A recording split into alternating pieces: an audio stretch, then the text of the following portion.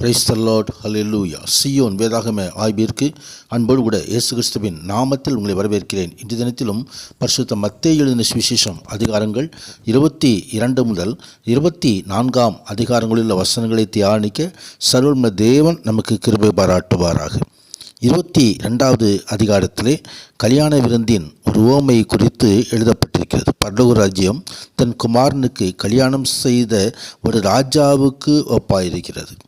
திருமண அழைப்பு கொடுக்கப்பட்டவர்கள் அங்கே வரும்பொழுது கல்யாண வஸ்திரம் தரித்து வர வேண்டும் என்பது அங்கே வழக்கமாயிருந்தது. ஆனால் ஒரு மனிதன் கல்யாண வஸ்திரம் தெரியாதவனாய் அங்கே விருந்திலே உட்கார்ந்திருந்ததை கண்டு ராஜா இவனை கையும் காலும் கட்டி கொண்டு போய் அழுகையும் பற்கடிப்பும் உண்டாயிருக்க புறமான இருளிலே போடுங்கள் என்றான்.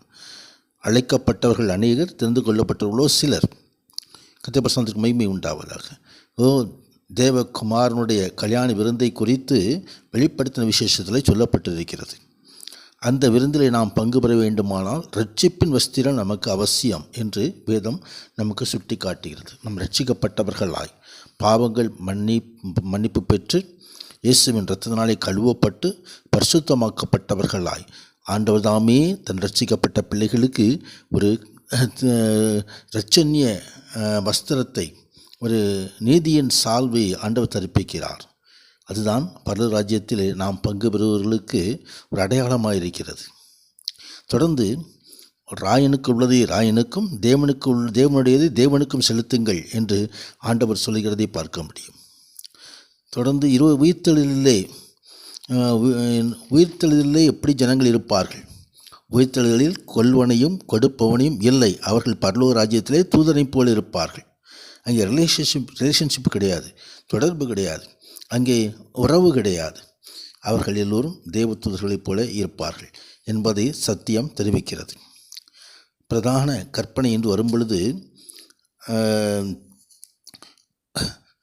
முழு மனதோடு நாம் எல்லோரும் ஆண்டவரை அன்பு செய்ய வேண்டும், மற்றவர்களை அன்பு செய்ய வேண்டும். இந்த 2 கற்பனைகளிலே எல்லா நியாயப்பிரமாணம் தீர்க்க தரிசனம் அடங்கியிருக்கிறது. அன்பே பிரதானம். கர்த்தருடைய பிரசன்னத்துக்கு மகிமை உண்டாவதாக. 23வது அதிகாரத்திலே பரிசேயர்களுடைய பாவங்களை குறித்து ஆண்டவர் சுட்டி காட்டுகிறார். இயேசு கூறிய அந்த வார்த்தைகள் கடினமான கண்டன வார்த்தைகள். அவருடைய வார்த்தைகள் சமய தலைவர்கள், கள்ளப்போதகர்கள் ஆகியவை குறித்து பேசப்பட்டிருக்கிறது. தேவனுடைய வெளிப்படுத்தப்பட்ட சத்திய வார்த்தைகளில் குறைந்தபட்சம் அவர்களை புறக்கணித்துவிட்டு சொந்த கருத்துக்களை, சொந்த காரியங்களை உள்ளே கொண்டு வருகிறார்கள். அவர்கள் இது பெரியவர்களாக இருக்க வேண்டும் என்று சொல்லி தங்களை காண்பிக்கிறார்கள். ஆனால் உங்களில் பெரியவனாக இருக்கிறவன் உங்களுக்கு ஊழியக்காரனாய் இருக்க கடவன் என்று ஆண்டவர் சொல்லுகிறார். கர்த்தருக்கு மகிமை உண்டாவதாக. இன்னும் ஆண்டவர் மாயக்காரராகிய வேத பாரகரே, பரிசேயரே என்று பல காரியங்களை எச்சரித்து சொல்கிறதையும் நாம் இங்கே பார்க்க முடியும். கர்த்தருக்கு மகிமை உண்டாவதாக.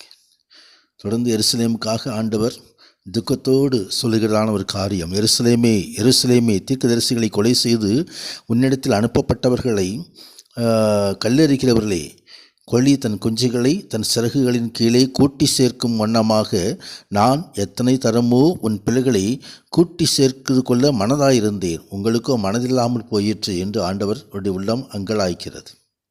எருசலேமுக்காக பரிதபிக்கிற கர்த்தர். கர்த்தர் மகிமை உண்டாவதாக.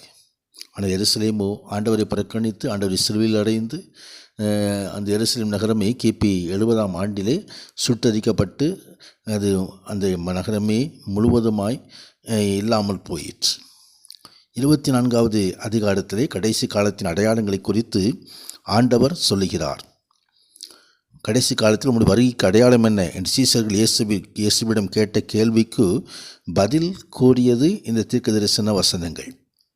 கடைசி காலம் நெருங்கும் போது என்னென்ன அடையாளங்கள் உண்டு என்று சொல்லி ஆண்டவர் அடையாளங்களை இங்கே வகைப்படுத்துகிறதை நாம் பார்க்க முடியும். இந்த அடையாளங்கள் எல்லாம் இப்பொழுதும் அது நடைபெறி கொண்டிருக்கிறதை நாம் பார்க்கிறோம். ஸோ இந்த அடையாளங்களை நாம் பார்க்கும் பொழுது அது வருகைக்கு நாம் ஆயத்தமாக வேண்டும். அது நாம் ஜெபத்தோடு நாம் விழித்திருக்க வேண்டும். மனுஷகுமாரனுடைய வருகை எதிர்பாராததாக இருக்கும் என்று ஆண்டவர் சொல்லுகிறார். உங்கள் ஆண்டவர் இன்ன நாளிகையிலே வருவார் என்று நீங்கள் அறியாதபடியினால் விழித்திருங்கள் என்று சொல்லி வேதவசனம் சொல்லுகிறது. கர்த்தருக்கு மகிமை உண்டாவதாக. எனவே நாம் ஜெபத்தோடும் நாம் தகுந்த ஆயத்தத்தோடும் காத்திருப்போம். உன்னதரான தேவன் மகிமையான ஆசீர்வாதங்களை இந்த நாளிலும் நமக்கு அருள்வாராக. பரிசுத்த நாமத்துக்கு மகிமை உண்டாவதாக. ஆமேன், ஆமேன்.